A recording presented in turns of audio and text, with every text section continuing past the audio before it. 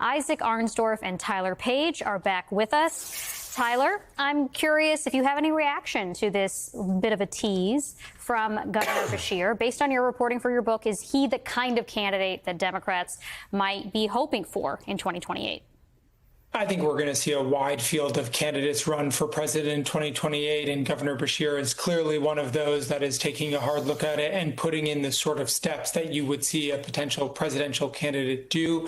I think one of the things that Democrats need to figure out is what their identity is, and I think that is going to be sort of figured out over the next few years as they work through a wide open primary contest. I think we're going to see a lot of governors in that race, some senators, and potentially some candidates that we're not even talking about. I think a lot of people are looking at the effect of the New York City Democratic primary and the surprise victory of Zohran Mamdani and saying, maybe we want someone with a younger person with more energy.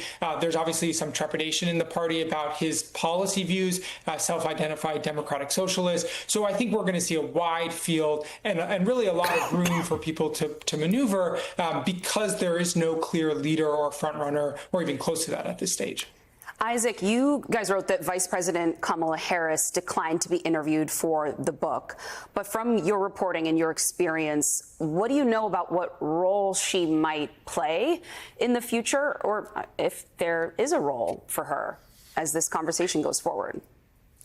Well, the first thing she has to decide before we talk about 2028 is whether she's going to run for governor of California, which, would leave open the possibility that she could run for president again, but would keep her in a position of public prominence in the meantime and, test her abilities as a candidate again. I think it was clear in the aftermath of the election from a Democratic Party meeting that we write about where Biden got a dismal reception and Harris at least did get applause. I mean, there's no appetite for Biden to have a role in the party going forward. Harris does have a constituency, but there was also some rumblings among her aides on the day that she gave her concession speech that after how this went, they were joking, but seriously worried that the party would never nominate another woman.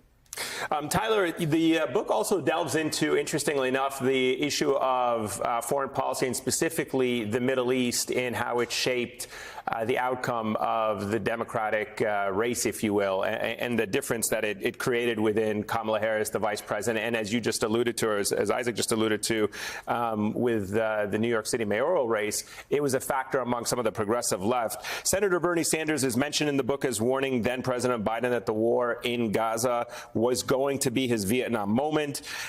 You've got leaders since then like Chuck Schumer and Hakeem Jeffries who haven't strayed from Biden's rhetoric on Israel and Gaza. And as we were saying, others like Bernie Sanders and Zohran Mamdani are saying the party has to take a more different position, a more, contrast, if you will, than what Biden did. I'm curious to get your thoughts on how you see it shaping up for 2028.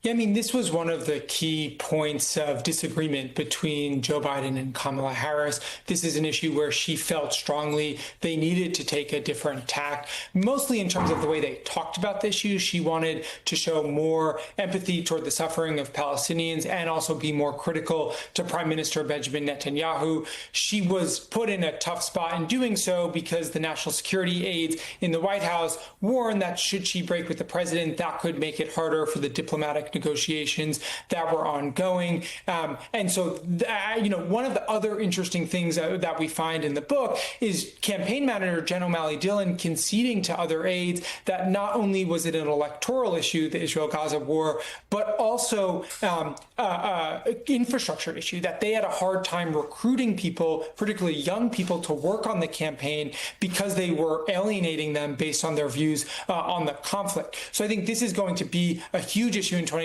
and I imagine we'll see a wide spectrum of views as it unfolds. All right, Tyler Page, Isaac Arnsdorf, thank you so much to the both of you. Greatly appreciate having you on and sharing your insights with us.